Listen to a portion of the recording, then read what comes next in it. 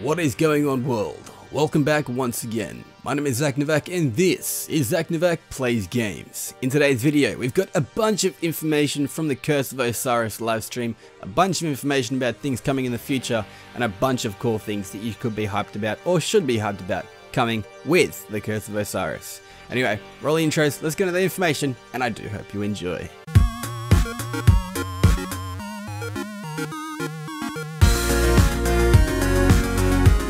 Alrighty, so starting things out, let's go off with the Curse of Osiris, the information that we actually got from that, starting things out with this, the Infinite Forest.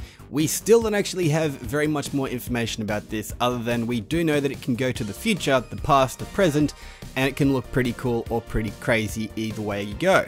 I do have to say that what we have seen of it is pretty freaking awesome, and it does look really freaking hype, but that is not the almost biggest hype thing that everyone is kind of talking about. That is also kind of the most controversial thing, which happens to be the new part of the Leviathan raid. Now, the Leviathan raid being the existing raid at the moment on the World Eater, in itself being Callus's planet. There is actually going to be a new area added on to the existing Leviathan raid. It is going to be a raid lair. Now, this in itself is no doubt one of those things where Bungie is kind of just adding and pretty much making things better with what they already have. They are saying that it is no less challenging than what the actual standard raid encounter is. However, it is going to be in the bowels of the ship rather than at the top of it like you do with Callus. There is going to be a new boss and a new different change up with that is actually likely to be seen in the game in the coming future and with the Osiris DLC. The World Eater in itself does feature the brand new location, which does have encounters, puzzles, and a bunch of loot, as well as that tough boss like I did mention. In itself, it will have a prestige mode like the actual standard raid will also have a prestige mode. The power requirements for the raid in itself are 300. The Leviathan's power requirements are also going to be boosted from 270 up to 300. So look forward to that when it does drop with Osiris on December 5th. Going back though quickly and just actually touching down on the actual playable zone that we do have on Mercury, that we do know is filled with a bunch of unique spaces, and at the moment with the live stream that we did see, there is a bunch of things we do know we can do, a bunch of actual different topics that we can actually kind of go on. Some of the key ones are as followed. One of the big things we did notice is the power cap in itself has been raised to 330 from 300, with gear mods is going to be 335 like 305 in itself. Meanwhile, the experience cap in itself now will be 25 rather than just the level 20, so how we'll go about actually receiving and getting to level 25 as standard is actually to be seen in the future. But as the activities go at the moment, Bungie has confirmed that with the live stream in itself, they are actually bringing back one of the most played things that was part of Destiny 1, I do have to say, heroic strikes. This in itself is really freaking cool. We still have no mention whether or not we'll actually receive strike specific loot or whether that actually is going to be a thing at all in the future, but that will be seen again in the future. We also did notice that Osiris, the legendary warlock himself, actually now has a female ghost that does have a voice, which that in itself is pretty freaking cool. But what is really freaking cool is she even has a name, the ghost name being Sagira. That I do have to say is really going to be freaking amazing. We do know that the lighthouse is going to become a thing that is a social space for everybody on Mercury, which that in itself is really freaking cool. The view in itself is still spectacular and amazing, and I am really freaking hyped to actually finally get to go there. More on the point though of the lighthouse, it is going to be a very mysterious place to explore. There is going to be certain areas that we'll be able to see and actually, you know, experience when we do actually get our hands on the game. What we do know so far is there is this medallion wall.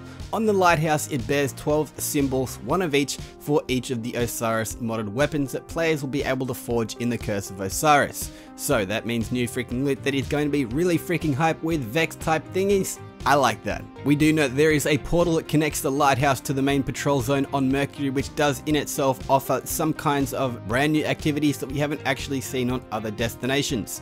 There is also lost sectors, adventures, and public events that we in ourselves will be able to experience when it does drop December 5th. And quickly going back to, as I did say, that we don't actually know everything about the Infinite Forest. Destiny does actually state that the reality of the Infinite Forest is a reality engine of the Vex. they use it to simulate all different aspects of reality that they can touch. So in itself, they are going to all different places in time and experiencing it at all different points and all different variants in all different ways. They pretty much know exactly what is happening in the future, and odds are the space in itself is not actually going to play out the exact same way each time you go and experience it. So that is very freaking cool. So far, the objectives and the enemies that we have seen from this are slightly different, a little bit more so than what Bungie has stressed at the moment. The Infinite Forest isn't actually procedurally generated, but the enemies in themselves are going to be unique, and the experiences each time are going to come into more of a unique play in the Infinite Forest. Bungie's original goal was actually to create something that feels like we could actually sit outside of time and space and experience everything all at once. The Infinite Forest actually exists deep beneath the surface of Mercury. The Vex have actually hollowed out the planet and replaced its core with this simulation realm, which in itself, there is no sky above it. We also got a glimpse at a bunch of different things that are coming in the future with the Curse of Osiris. However, they won't be spoiled. If you do want to watch the actual whole vidoc, I'll actually have it linked down below so you can check out the entire video of its own. It is in the description down there. It is a hell of a watch if you did actually miss out on it. I do have to state I was slightly behind, but did catch up on it, and yeah, it is really freaking cool. So, this is all the information we have for now at the moment for Curse of Osiris. However, we do actually have a little bit more information coming in the future in the next few days. One of these actually coming in the next few hours. We have Clarion Calls. Now this is actually coming in today. The first Clarion Call for Destiny 2 will actually go all weekend long, and it'll give Guardians the ability to get double XP. To earn said double XP, all you have to do is jump in with a fellow clan member in your fire team and do any said activities. This in itself will actually grant some players who are slightly behind that ability to catch up. Even if you are slightly behind, it does give you that ability to get more bright engrams and stuff like that, which I do say is pretty freaking cool. If you are a solo player and you do actually need a clan, check out the Novakians down below, or actually go on and check out the actual clan page on Bungie.net. It's a bunch of good stuff there. And finally, finishing things off with the Iron Banner. The Iron Banner is actually coming in on the 21st of November at 1 AM PST, which actually happens to be my birthday, which is pretty freaking cool.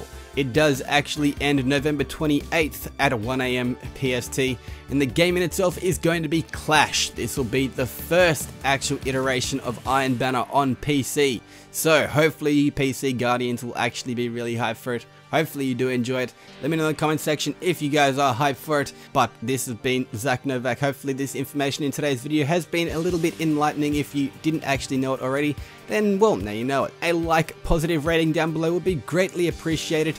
If this video was actually very informative, then why not share it around with your friends? Do all that good stuff down below. Leave a like, leave a comment, and I'll be cheering like Karen if he was Ed Sheeran. But until next time, this is ZacNovak, signing off. Peace out.